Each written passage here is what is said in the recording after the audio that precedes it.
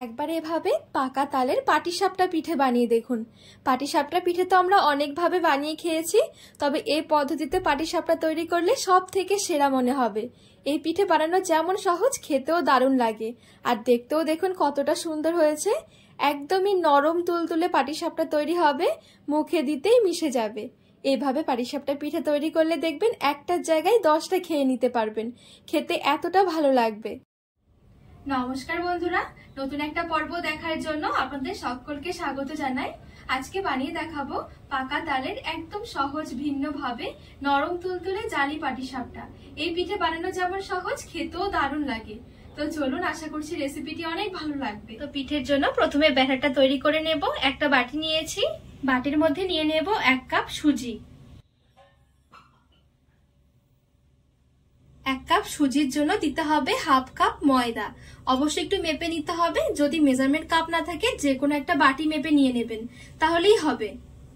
লবণ দিয়ে দিচ্ছি 1/2 টেবিল চামচের মতন। 1 টেবিল চামচ দিয়ে দিচ্ছি ইস্ট। যে কোনো মুদিখানা দোকানে কিন্তু এই ইস্টটা কিনতে পেয়ে যাবেন।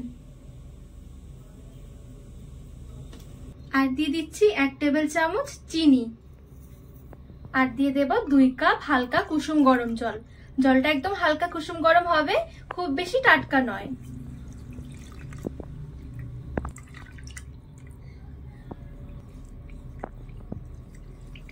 এবারে সবকিছু ভালো করে মিশিয়ে নেব।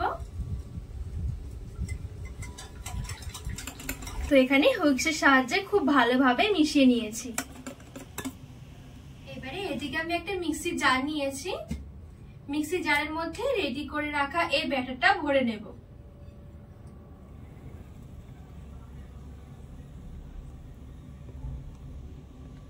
এবারে মিক্সির ঢাকনা লাগিয়ে একটু ব্লেন্ড করে নেব, শুধুমাত্র কয়েক সেকেন্ডের জন্য, যাতে করে সুজির দানা ভাবটা কেটে যায়।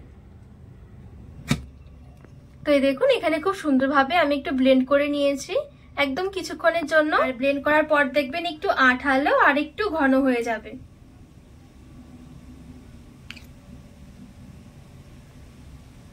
এবারে আবারও বাটির মধ্যে ঢেলে নিচ্ছি। এবারে দিয়ে দিচ্ছি পুরো 1 কাপ তালের কাঁধ। তালের কাঁধটা আমি জাল করিনি, কাঁচাই রয়েছে। তালের কাঁধটা এবারে খুব ভালো করে মিশিয়ে নেব।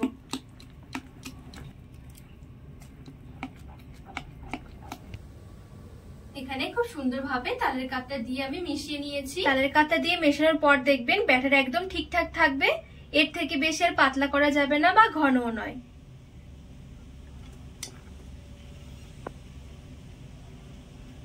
এবারে একটু ঢাকা দিয়ে এক সাইডে রেখে দেব কিছুক্ষণের জন্য। এবারে এদিকে পাটিসাপটার জন্য পুরটা তৈরি করে নেব। তো কড়াই বসিয়ে দিয়েছি, কড়াইয়ে 1/2 কাপ মতন দিয়ে দিচ্ছি সুজি। একদম হালকা আছে শুকনো কড়াই, সুজিটা একটু নেড়ে ছেড়ে ভেজে নেব।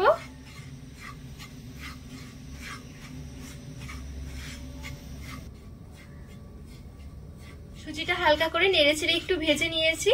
যখন হালকা সুজিটা ভাজা হয়ে যাবে, এইখানে আমি 1/2 কাপ নিয়েছি কোরানো নারকেল। নারকেলটা দিয়ে দিচ্ছি। নারকেলটা দিয়েও হালকা করে একটু নেড়ে ছেড়ে নেব, ফ্লেভারটা অনেক সুন্দর আসবে। নারকেলটা যখন হালকা হালকা ভাজা হয়ে যাবে, দেখবেন দারুণ সুন্দর একটা গন্ধ বেরোবে। এইভাবে পুরটা বানিয়ে দেখবেন, ভীষণ ভালো লাগে খেতে। তো কিছুক্ষণ নারকেলটা দিয়েও একটু নেড়ে ছেড়ে ভেজে ভেজে নিয়েছি। এবারে দিয়ে দিচ্ছি জাল করা দুধ। এখানে আমি 1/2 কাপ সুজির জন্য 1.5 কাপ মতন দুধ দিয়ে দিচ্ছি। আর দিয়ে দিচ্ছি তালের কাঁধ, 1/2 কাপের থেকেও একটু বেশি। এবারে সবকিছু ভালো করে মিশিয়ে কিছুক্ষণ রান্না করে নেব।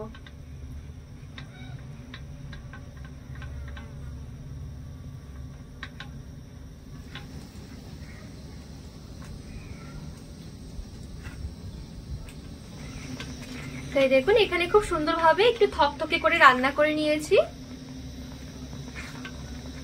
সুজিটাও কিন্তু এখন খুব সুন্দরভাবে সেদ্ধ হয়ে গেছে। এবারে গ্যাসের আঁচটা বন্ধ করে নামিয়ে নেব। এর থেকে বেশি আর ঘন করা যাবে না, কারণ এটা ঠান্ডা হলে আরেকটু বসে যাবে। আর এই পাটিসাপটার পুরের মধ্যে নারকেলটা একটু বেশি করে দেবেন, দেখবেন খেতে অনেক ভালো লাগবে।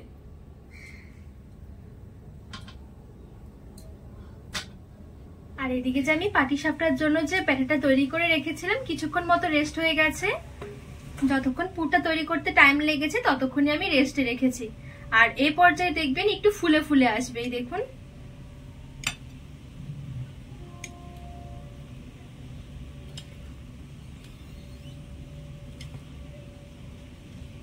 এই পর্যায়ে দিয়ে দিচ্ছি হাফ টেবিল চামচ বেকিং পাউডার। বেকিং সোডা নয়, পাউডার দিতে হবে। এবারে ভালো করে একটু মিশিয়ে নেব বেকিং পাউডার দিয়ে।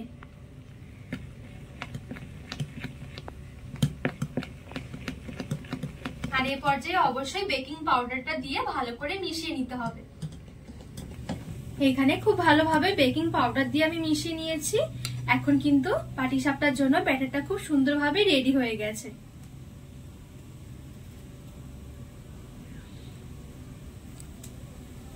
এবারে একটা ফ্রাইং প্যান বসিয়ে দিয়েছি গ্যাস ধরিয়ে। ফ্রাইং প্যানে একদম সামান্য 1 ফোঁটা মতন তেল দিয়ে দিচ্ছি। এই পিঠে তৈরি করতে তেলের একদমই দরকার হয় না, তেলটা শুধুমাত্র দেওয়া যাতে করে পিঠেটা কড়াইয়ের মধ্যে না আটকে যায়, খুব সুন্দরভাবে উঠে আসে। আর এই তেলটা কিন্তু বারে বারে ব্রাশ করতে হবে না, প্রথমবার পিঠে বানানোর সময় কিন্তু এই তেলটা ব্রাশ করে নিলেই পরপর পিঠেগুলো তৈরি করতে পারবেন, আর তেল ব্রাশ করতে হবে না। এবারে নেড়ে চেড়ে এখান থেকে 1 হাতা মতন নিয়ে নিচ্ছি। এবারে ঠিক ফ্রাইং প্যানের মাঝ বরাবর দিয়ে দিচ্ছি। এই পর্যায়ে গ্যাসের আঁচটা মিডিয়াম আঁচে থাকতে হবে। গ্যাসের আঁচ খুব বেশি বাড়ানো যাবে না, আবার খুব বেশি কিন্তু কমিয়ে রাখাও যাবে না। ব্যাটার দিয়ে একটু এভাবে করে ঝাঁকিয়ে নিতে হবে, তাহলে দেখবেন খুব সুন্দরভাবে একদম ছড়িয়ে যাবে। আর এইভাবে কিছুক্ষণ অপেক্ষা করতে হবে। আর এই পিঠে তৈরি করার সময় ঢাকা দিতে হবে না, এমনিতেই খুব সুন্দরভাবে পিঠেটা রেডি হয়ে যাবে। আর এই দেখুন কত সুন্দর জালি হতে শুরু করেছে পিঠের মধ্যে। কিছুক্ষণের মধ্যেই দেখবেন পিঠের উপরের দিকটা একদম শুকনো হয়ে আসবে। শুকনো হয়ে আসলে বুঝতে হবে যে পিঠে রেডি হয়ে গেছে। এবারে পিঠেটা তুলে নিতে হবে, আর খুব সহজে দেখবেন উঠেও আসবে। আর পিঠের মধ্যে দেখুন কত সুন্দর জালি হয়েছে, দেখতে কি দারুণ লাগছে পিঠেটা। প্রথমে আগে এইভাবে করে আমি পিঠেগুলো তৈরি করে নেব। সবগুলো পিঠে এক এক করে তৈরি করে একটা থালার মধ্যে নিয়ে নিচ্ছি। তো বন্ধুরা, এখানে আমার সবগুলো পিঠেই খুব সুন্দরভাবে তৈরি হয়ে গেছে। তো এই দেখুন, প্রথমে আমি এইভাবে করে আগে পিঠেগুলো তৈরি করে নিয়েছি। এবারে পিঠেগুলোর মধ্যে পুর ভরে নেব। আর দেখবেন পিঠেগুলো একদম নরম তুলতুলে হবে। এই দেখুন, এবারে ঠিক পিঠের এভাবে করে উল্টো দিকটা আমি করে নিচ্ছি। আর এদিকে যে আমি পুরটা রেডি করে রেখেছিলাম এখান থেকে কিছুটা মতন পুর নিয়ে নিচ্ছি। এবারে পিঠের মধ্যে এভাবে অল্প অল্প করে দিয়ে দিচ্ছি। দেয়া হয়ে গেলে এভাবে করে একটু মুড়িয়ে রোল করে নিতে হবে, তাহলেই পাটিসাপটা পিঠে আজকে তৈরি হয়ে যাবে। দেখুন কত সহজ তৈরি করা এই পিঠেগুলো। সবগুলো পিঠে তৈরি করে একটা প্লেটের মধ্যে তুলে নিচ্ছি। একদমই অল্প সময়ের মধ্যে পিঠে খেতে ইচ্ছে করলে ঝটপট এই পিঠেটা বানিয়ে দেখতে পারেন। আর এই পাকা তালের সিজনে একবার হলেও বানিয়ে দেখবেন, খেতে দারুণ লাগে। আর দেখতেও দেখুন কতটা সুন্দর হয়েছে পিঠেগুলো। পিঠে হবে একদমই নরম তুলতুলে, মুখে দিতেই মিশে যাবে। এভাবে বানিয়ে দেখুন, বাড়ির সবাই খেয়ে দেখবেন ভীষণ প্রশংসা করবে। আর তাল দিয়েও যে এত সুন্দর একটা পিঠে বানিয়ে নেওয়া যায়, না দেখলে বিশ্বাসই হবে না। বন্ধুরা, আজকের এই পাকা তালের জালি পাটিসাপটা পিঠের রেসিপি আপনাদের কেমন লেগেছে অবশ্যই কিন্তু কমেন্ট করে জানাবেন। আর রেসিপি ভালো লাগলে চ্যানেলটিকে সাবস্ক্রাইব করে পাশে থাকার অনুরোধ রইল।